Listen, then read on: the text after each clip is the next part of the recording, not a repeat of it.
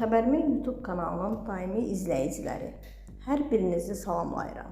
Kanala abunə olub, videoları bəyənməyi unutmayın.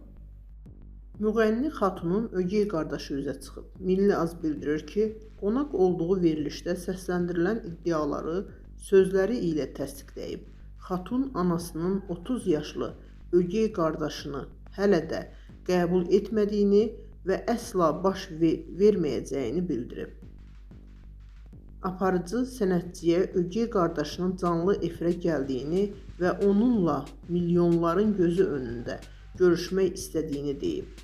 Sözü gedən istəyi geri çevirən Xatun kulisdə qardaşı ilə görüşməyi üstün tutaraq efiri tərk edib.